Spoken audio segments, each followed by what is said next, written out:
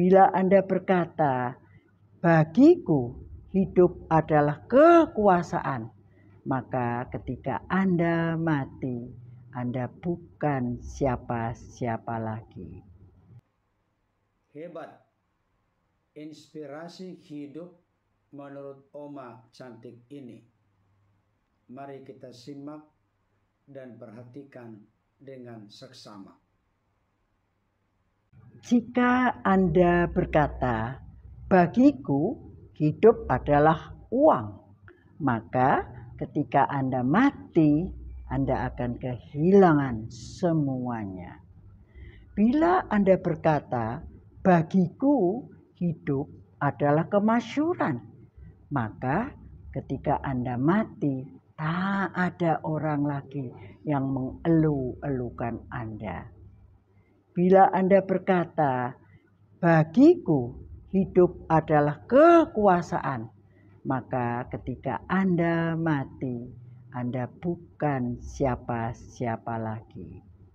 Tetapi bila Anda dan saya, seperti Rasul Paulus berkata, bagiku hidup adalah Kristus, maka saudara dan saya juga dapat berkata, maka mati adalah keuntungan.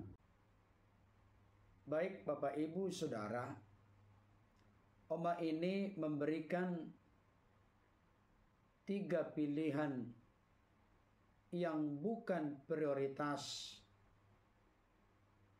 bagi manusia yang hidup di dunia ini terkait dengan hidup. Yang pertama, jika ada orang di dunia ini yang berkata bahwa hidup adalah uang, maka ketika menghadapi kematian, orang tersebut akan kehilangan semuanya. Di dalam Alkitab jelas dikatakan bahwa cinta akan uang adalah akar dari segala kejahatan. Kita tidak boleh menjadikan uang sebagai tujuan hidup kita. Karena Alkitab begitu tegas menjelaskan bahwa uang bukan tujuan, tetapi sebagai sarana di mana kita boleh memuliakan Tuhan. Dalam sebuah momen dan kesempatan, Yesus pernah berhadapan dengan seorang muda yang kaya. Seorang muda yang kaya ini sangat terikat dan terbelenggu dengan uangnya, kekayaannya, harta bendanya. Ketika Yesus memberikan tantangan kepadanya, juallah hartamu, bagikanlah kepada orang miskin dan ikutlah aku. Maka orang kaya, orang yang punya banyak harta benda, orang yang punya uang ini, dia pergi dengan kecewa dan sedih sekali karena uangnya atau hartanya banyak. Jadi Bapak Ibu Saudara, jangan pernah menempatkan uang menjadi prioritas tertinggi dan utama di dalam hidup kita. Bahkan bisa sampai menggeser nilai-nilai kerohanian, nilai-nilai spiritualitas di dalam hidup kita. Uang kita butuhkan, tapi kita harus cerdas dan berhikmat. Uang bukan tujuan. Uang adalah sarana untuk kita pakai memuliakan, menyenangkan Tuhan, dan hidup kita menjadi berkat bagi sesama.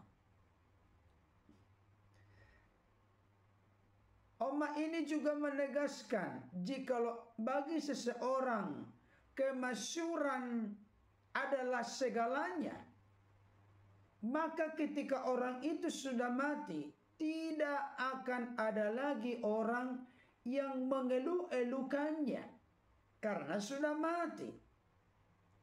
Tetapi ketika seseorang memiliki reputasi yang baik, nama yang baik, ada ungkapan berkata, harimau mati meninggalkan belang, gajah mati meninggalkan gading, manusia mati meninggalkan nama. Artinya nama baik, reputasi, sifat, karakter yang dapat menjadi berkat bagi sesama dan memuliakan, menyenangkan Tuhan.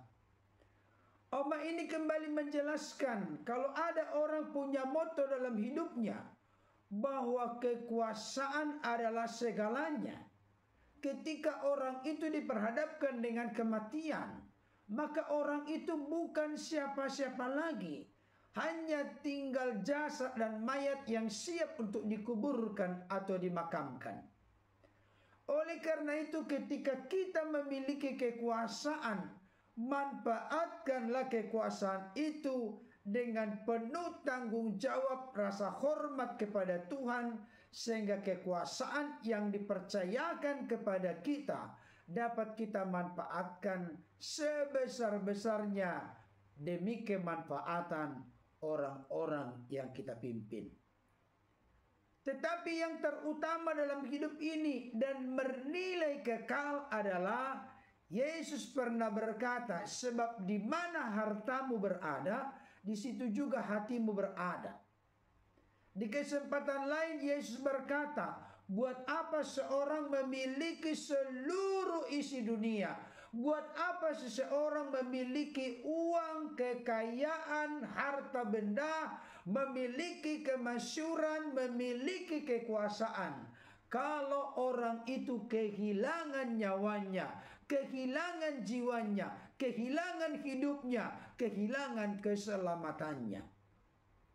Rasul Paulus pernah berkata kepada jemaat Filipi, semua yang merupakan keuntungan bagiku, segalanya itu kuanggap sampah dan rugi oleh karena pengenalan akan Kristus Yesus Tuhanku lebih mulia, lebih istimewa, lebih berharga daripada semua itu. Itu sebabnya Bapak Ibu Saudara, mari kita masukkan sebuah moto dan prinsip sekaligus menjadi bagian yang terintegrasi, menyatu di dalam hati kita, dalam hidup kita, dalam pengertian, penghayatan, pengalaman kita, bahwa bagi kita hidup adalah Kristus.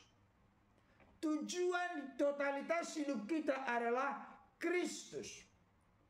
Maka ketika kita mati, mati merupakan sebuah keuntungan bagi kita, sebuah kehormatan bagi kita, sebuah kebanggaan bagi kita. Bukan justru sebaliknya sebagai sebuah kemalangan dan kesialan bagi kita. Kenapa? Karena di dalam Kristus kita memiliki garansi, jaminan, kepastian, keselamatan, kepastian sorga, kepastian hidup yang kekal. Itu sebabnya Rasul Paulus berkata di dalam Filipi 1:21, bagiku hidup adalah Kristus dan mati adalah keuntungan. Oleh karena itu mari kita meneladani Rasul Paulus yang dikatakan di dalam 2 Timotius 4 ayat yang ke-6 sampai 8. Mengenai diriku, darahku sudah mulai dicurahkan sebagai persembahan dan saat kematianku sudah dekat. Aku telah mengakhiri pertandingan yang baik, aku telah mencapai garis akhir, dan aku telah memelihara iman.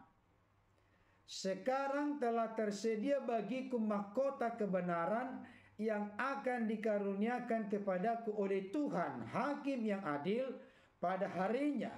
Tetapi bukan hanya kepadaku, melainkan juga kepada semua orang yang merindukan kedatangannya. Mari Bapak Ibu Saudara, kita bisa mencontoh, meneladani kehidupan Rasul Paulus dengan berkata, aku telah mengakhiri pertandingan yang baik, aku telah mencapai garis akhir, dan aku telah memelihara iman. Kalau ini yang menjadi bagian kita, maka Yesus akan menyambut kita kelak ketika kita selesai di dunia ini, masuk ke dalam sorga dari Bapa yang mulia. Baik sekali perbuatanmu, hai hambaku yang taat dan setia. Masuklah ke dalam kebahagiaan Tuhanmu.